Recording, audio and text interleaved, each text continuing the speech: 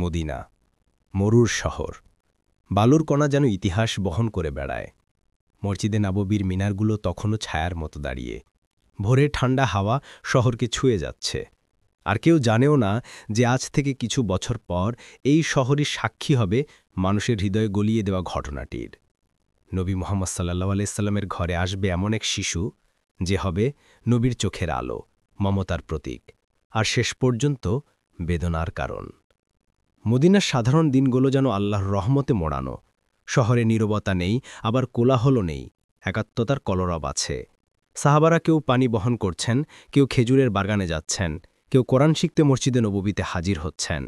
শিশুদের হাসির শব্দ এ হাওয়ায় মিশে পৃথিবীর সবচেয়ে পবিত্র সমাজের সৌন্দর্য তৈরি করছে। এমন সমাজে জন্ম নিয়েছিল নবী সাল্লাল্লাহু আলাইহি সাল্লামের ঘরের শিশু ইব্রাহিম।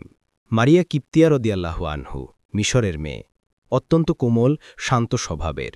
তার মুখে লুকোনো থাকে প্রাচ্যের নরম সূর্যের আলো। আল্লাহ তাকে নবী সাল্লাল্লাহু আলাইহি সাল্লামের ঘরে আসার তৌফিক দিয়েছিলেন। এরপর এক সময় তিনি গর্ভবতী হলেন। মদিনার মানুষ খবর পেল রাসূল সাল্লাল্লাহু আলাইহি সাল্লামের ঘরে সন্তান আসছে। রাসূলের চোখে তখন অদ্ভুত এক তৃপ্তি। তিনি আলী রাদিয়াল্লাহুকে বললেন যেন খেয়াল রাখতে। ফাতিমা রাদিয়াল্লাহু আনহার চোখেও খুশির ছাপ। বাড়ি যেন আলোয় ভরে যায়। যে শিশু পৃথিবীতে আসে সে তো আল্লাহর পক্ষ থেকে এক দয়া। আর যদি সেই শিশু হয় নবীর সন্তান, তাহলে তো তার জন্ম মদিনার আকাশকেও নতুন রঙে রাঙিয়ে দেয়। একদিন সেই শিশু জন্ম নিল। রাসূল সাল্লাল্লাহু আলাইহি সাল্লাম প্রথমবার ইব্রাহিমকে কোলে নিলেন, আর তার ঠোঁটের কোণে স্মিত হাসি। নবী সাল্লাল্লাহু আলাইহি সাল্লাম সাধারণত হাসতেন কম, কিন্তু এই মুহূর্তে তার মুখে এমন আলো ছিল যা দেখে সাহাবারা বুঝলেন এই শিশু নবীর কাছে অত্যন্ত প্রিয় হবে। ইব্রাহিম ছিল খুব সুন্দর। তার চোখ, তার ছোট ছোট আঙ্গুল, আর জন্মের পর নবী সাল্লাল্লাহু আলাইহি সাল্লাম তার মাথায় হাত বুলিয়ে দোয়া করলেন। নবী সাল্লাল্লাহু আলাইহি সাল্লাম বললেন, ইব্রাহিম। লাতিফ, কোমল নাম। আসমানের নবীর ঘরে এক শিশু, যার নামকরণেও যেন মমতার সুর। নবী তাকে মারিয়ার কাছে রেখে নিয়মিত দেখতে যেতেন। তিনি তার ছোট্ট মুখ দেখে বলতেন, এ শিশু মানুষের জন্য রহমত হয়ে আসুক। মদিনার মানুষ নবী সাল্লাল্লাহু আলাইহি সাল্লামের এই ভালোবাসা লক্ষ্য করতেন। সাহাবীরা বলতেন, নবী ইব্রাহিমের ঘরে গেলে তার মুখে এক নরম হাসি ফুটে ওঠে, যা অন্য সময় কম দেখা যায়। রাসূল সাল্লাল্লাহু আলাইহি সাল্লাম যখন মারিয়ার ঘরে যেতেন, ইব্রাহিম হাত পা নেড়ে খুশি হতো। নবী তার ছোট্ট হাত ধরে সুখ পেতেন। যেন পৃথিবীর সব ব্যথা, সব দুশ্চিন্তা এই ছোট্ট শিশু স্পর্শেই দূর হয়ে যায়। মদিনার বাতাসে তখন শান্তি, রাসূলের ঘরে আনন্দ। শিশুটির জন্ম যেন সবার মনকে নরম করে দিয়েছিল। কিন্তু পৃথিবীর সুখ কখনোই স্থায়ী নয়। আল্লাহ যেমন মানুষকে হাসান, তেমন কখনো কখনো পরীক্ষা করেন। নবীর ঘরও আল্লাহর পরীক্ষা থেকে ব্যতিক্রম নয়।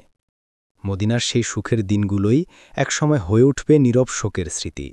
ইব্রাহিমের জন্ম যে আনন্দ বয়ে এনেছিল, কিছু বছরের ব্যবধানেই সেই পরিবারেই নেমে আসবে এমন এক বেদনা, যার কথা ভাবলেই হৃদয় ভেঙে যায়। মদিনার আকাশে ধীরে ধীরে জমতে থাকে বিকেলের আলো। সূর্য পশ্চিমের লালচে আভা নিয়ে দিগন্তে ঢলে পড়ে।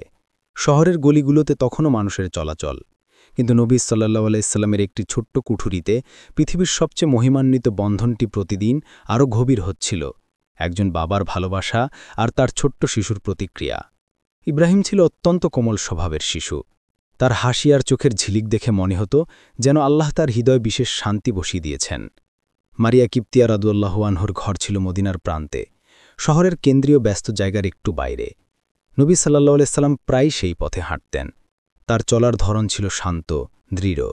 কিন্তু ইব্রাহিমে ঘরে যাওয়ার সময় তার মুখে ফুটে উঠত অন্যরকম উচ্ছ্বাস, যা সাহাবারা পরিষ্কারভাবে দেখতে পেতেন। রাসূল সাল্লাল্লাহু আলাইহি সাল্লাম কখনো কারো ভালোবাসায় অতিরিক্ত আবেগ প্রকাশ করতেন না। তিনি ছিলেন ভারসাম্যের প্রতীক। কিন্তু ইব্রাহিমের ক্ষেত্রে তিনি অন্যরকম ছিলেন।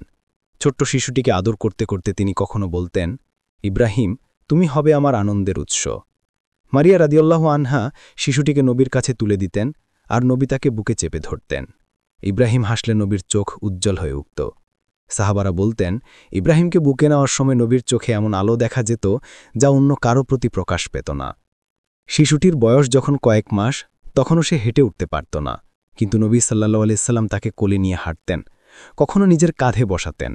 শিশুটি নবীর দাড়ি ধরে টান দিত, আর নবী মৃদু হাসতেন।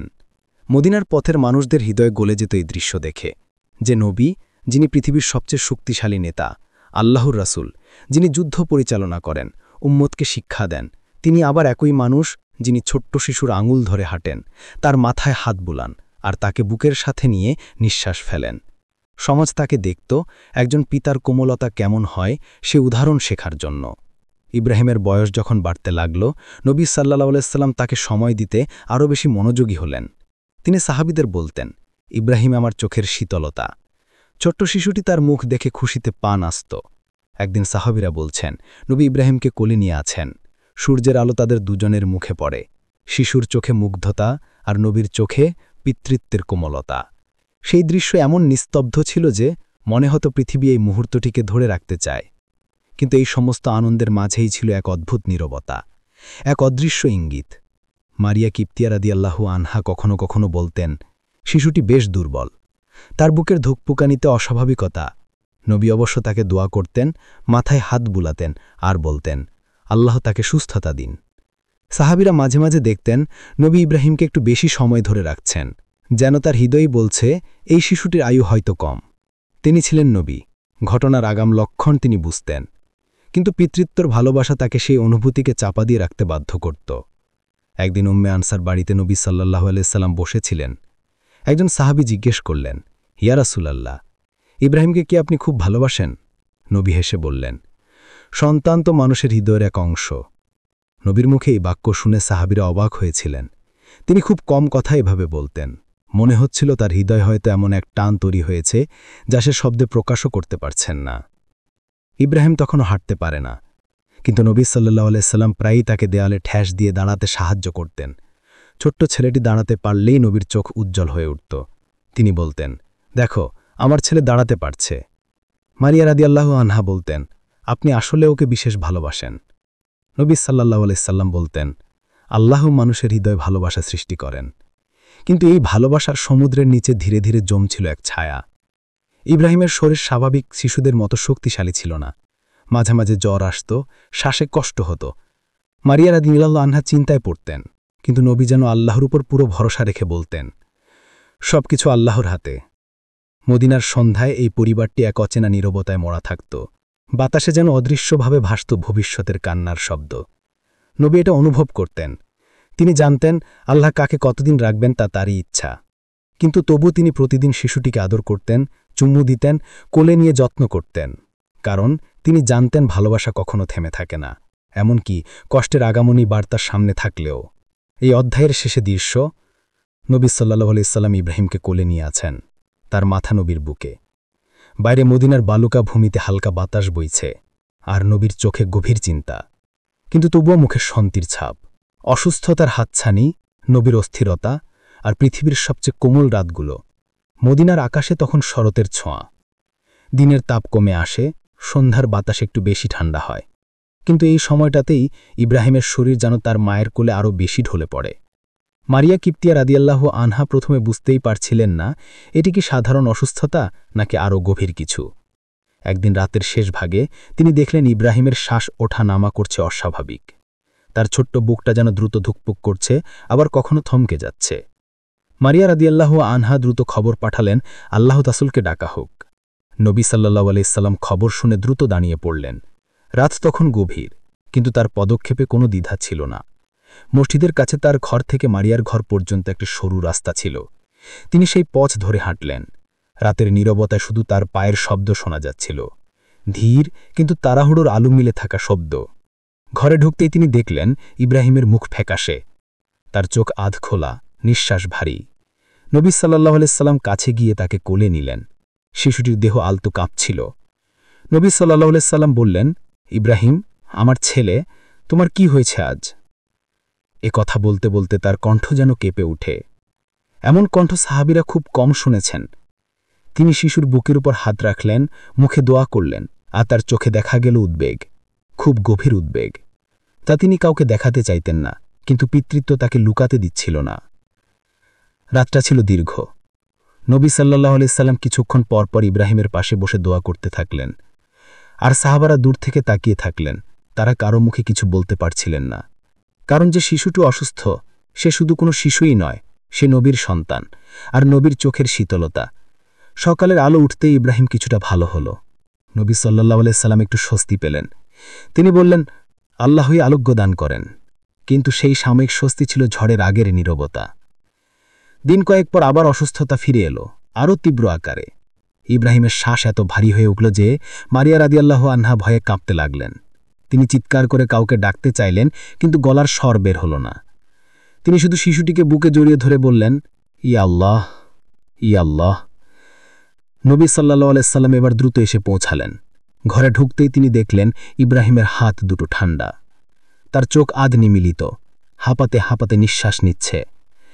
নবী সাল্লাল্লাহু আলাইহি সাল্লামের চেহারা মুহূর্তেই ফ্যাকাশে হয়ে গেল। তিনি শিশুটিকে তুলে নিজের বুকে নিলেন। একজন বাবা হিসেবে তার চেহারা তখন স্পষ্ট, তিনি ভেঙে যাচ্ছেন। তবু তার মুখে শব্দ, হে আল্লাহ, ইব্রাহিমকে রহমত দান করুন। হে আল্লাহ, আমার এই ছোট্ট সন্তানকে সহজ করে দিন। সাহাবীরা কেউ কথা বলতে পারছিল না। মাটিতে নেমে এলো নীরবতা। বাইরে সূর্য তখন মদিনার বালুর উপর সোনালি আলো ছড়াচ্ছে।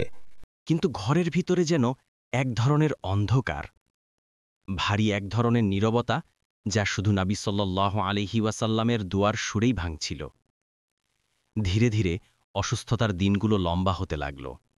ইব্রাহিম কখনো ভালো হয়, কখনো খুব খারাপ।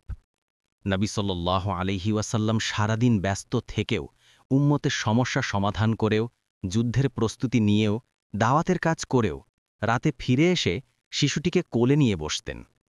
তার মাথার ওপর হাত বুলাতেন, তার ছোট্ট আঙুল নিজের আঙুলে জড়িয়ে রাখতেন, তার নিঃশ্বাসের কাছে কান লাগিয়ে রাখতেন।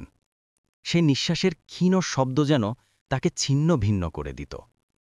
একদিন তিনি বললেন, কত মানুষ আছে যারা সন্তান হারায়, কিন্তু আল্লাহ তাদের ধৈর্য দেন। আমি তাদের কথা ভুলতাম না কখনো। আজ যেন আল্লাহ আমাকে সেই কথাই মনে করাচ্ছেন। এ কথাটি ছিল গভীর। তিনি যেন আগাম কিছু অনুভব করছিলেন। মদিনার রাস্তাগুলোতে রটতে লাগল, ইব্রাহিম খুব অসুস্থ। রাসূল সাল্লাল্লাহু আলাইহি ওয়াসাল্লাম অত্যন্ত চিন্তিত। সাহাবীরা ব্যস্ত হয়ে পড়লেন দোয়া করতে। নবী সাল্লাল্লাহু আলাইহি ওয়াসাল্লামের কণ্ঠে যখন দোয়া ভিজে আসে, তখন উম্মতের হৃদয় তখন ব্যথায় ডুবে যায়। এক সময় এসে ইব্রাহিম প্রায় শ্বাস নিতে পারত না। তার মুখ থেকে গরম নিঃশ্বাস বের হতো। তার ছোট্ট চোখ দুটো ভারী হয়ে থাকত। মারিয়া রাদিয়াল্লাহু আনহা কখনো কখনো একা কাঁদতেন, কেউ যেন না দেখে। নবী সাল্লাল্লাহু আলাইহি ওয়াসাল্লাম তাকে সান্ত্বনা দিতেন। আল্লাহ পরীক্ষা করেন তাদেরকে, যাদেরকে তিনি ভালোবাসেন। কিন্তু কথাগুলো বলতে বলতে তার নিজের কণ্ঠ খানিকটা ভারী হয়ে উঠত। অসুস্থতা যখন তীব্রতর হল, তখন নবী সাল্লাল্লাহু আলাইহি ওয়াসাল্লাম সিদ্ধান্ত নিলেন তিনি ইব্রাহিমের সমস্ত যত্ন নিজে নেবেন। তাকে কোলে নিয়ে তিনি মসজিদের পাশে বসলেন। তার বুকের ওপর কান মেখে শুনলেন নিঃশ্বাসের শব্দ, ধীরে, কষ্টে, দুর্বল। তিনি বললেন, আমার ছেলে, এ দুনিয়া কষ্টে ভরা। আল্লাহ যদি তোমাকে এখান থেকে নিয়ে যেতে চান, তবে সেটাও তার রহমত। কিন্তু এই কথাটি বলতে বলতেই নবী সাল্লাল্লাহু আলাইহি ওয়াসাল্লামের চোখ ভিজে যায়। তিনি মুখ ঘুরিয়ে আশ্রু মুছতে চাইলেন, কিন্তু তা লোকানো গেল না। মদিনার আকাশে সেদিন ছিল এক অদ্ভুত নীরবতা। সকালের আলো ঠিকমতো ওঠেনি, বাতাস ভারী, যেন প্রকৃতি নিজেও জানে আজ কিছু ভেঙে যাবে। মারিয়া কিপ্তিয়া রায়ের ঘরের দরজায় দাঁড়িয়েই সাহাবীরা বুঝতে পারছিলেন রাগটা খুব কঠিন কেটেছে। ভিতরে ঢুকতেই তারা দেখলেন ইব্রাহিমের অবস্থা আর আগের মতো নেই। করুণ, দুর্বল, নিঃশ্বাসের ফাঁকে ফাঁকে যেন তার জীবন আটকে আছে। নবী মোহাম্মদ সাল্লাল্লাহু আলাইহি ওয়াসাল্লাম তখন ঘরের কোনায় বসে আছেন। তার মুখে আলো নেই, শুধু গভীর চিন্তার ছায়া। ইব্রাহিমকে তিনি নিজের বুকের সাথে চেপে রেখেছেন, এমন করে যেন পৃথিবীর সব কিছু থেকে তাকে ঢেকে দিতে চান। শিশুটির ছোট্ট দেহ কাঁপছিল হালকা, মাঝে মধ্যে চোখ খুলছে, আবার বন্ধ হয়ে যাচ্ছে। নবী সাল্লাল্লাহু আলাইহি তার কপালে চুমু দিচ্ছেন, তার মাথায় হাত রেখে দোয়া করছেন, হে আল্লাহ, আমার এই শিশুটাকে সহজ করে দিন। হে আল্লাহ, তুমি দয়ালু, তুমি রহমত দাও। ঘরের ভেতর নীরবতা এত গভীর ছিল যে শুধু ইব্রাহিমের শ্বাসের শব্দ আর নবী সাল্লাল্লাহু-এর দোয়ার কাপাসুর মিলেমিশে এক ভয়ঙ্কর আবহ গড়ে তুলছিল। এরপর সেই মুহূর্ত এলো যা আজ পর্যন্ত কোটি মানুষের হৃদয় ভেঙে দেয়। ইব্রাহিমের শ্বাস ধীরে ধীরে আরও কমে এলো। তার মুখে মৃদু হাসি, যেন সে কারো কাছে ফিরে যাচ্ছে। হঠাৎ তার ছোট্ট আঙুল নবী সাল্লাল্লাহু-এর আঙুল শক্ত করে ধরল। নবী সাল্লাল্লাহু তাড়াতাড়ি তাকে শক্ত করে বুকের সাথে চেপে ধরলেন। ইব্রাহিম, আমার ছেলে, আর কয়েক মুহূর্তের মধ্যেই ইব্রাহিমের দেহ নিস্তব্ধ হয়ে গেল, শ্বাস থেমে গেল, চোখের পাতা আলতোভাবে বন্ধ হয়ে গেল, যেন ঘুমিয়ে পড়ল, আর কখনো জাগবে না। নবী সাল্লাল্লাহু কিছুক্ষণ হতবাক হয়ে তাকিয়ে রইলেন। তারপর তার চোখে অশ্রু ভরে গেল। তিনি মুখটা শিশুর মাথায় রেখে কাঁদলেন। মানুষের ইতিহাসে এটি অন্যতম মহান কান্না, একজন নবীর কান্না, যিনি আল্লাহর সবচেয়ে প্রিয়, তবুও একজন পিতা হিসেবে হৃদয় ভেঙে পড়লেন। একজন সাহাবী বিস্ময়ে বললেন, ইয়া রাসূলুল্লাহ, আপনিও কি কাঁদছেন? নবী সাল্লাল্লাহ চোখের পানি মুছলেন না। তিনি শান্ত স্বরে বললেন, এটা রহমত। চোখ অশ্রু ঝরায়, হৃদয় দুঃখে ভরে যায়, কিন্তু আমরা মুখে বলি শুধু সেই কথা যা আল্লাহকে সন্তুষ্ট করে। এরপর তিনি বললেন সেই বাক্য যা পৃথিবীর সব পিতামাতার দুঃখে সান্ত্বনা হয়ে আছে, ইব্রাহিম, তোমার জন্য আমরা দুঃখিত, কিন্তু আমরা এমন কোনো কথা বলছি না যা আমাদের রবকে কষ্ট দেবে। নবী সাল্লাল্লাহ নিজ হাতে ইব্রাহিমকে জান্নাতুল বাকির বুকে শুইয়ে দিলেন। মাটি ঢাকার সময় তার হাত কাঁপছিল। তিনি নীরবে দোয়া করলেন, আর লোকেরা দেখল আজ নবীর চোখ থেকে যে অশ্রু পড়েছে তা পৃথিবীর সবচেয়ে পবিত্র অশ্রু। ইব্রাহিম চলে গেল, কিন্তু রেখে গেল এক অমর শিক্ষা। ভালোবাসা দুর্বলতা নয়, কান্না অপমান নয়, ধৈর্য মানে অনুভূতি মুছে ফেলা নয়, বরং ধৈর্য হল হৃদয় ভেঙে গেলেও আল্লাহর ওপর ভরসা হারিয়ে না ফেলা।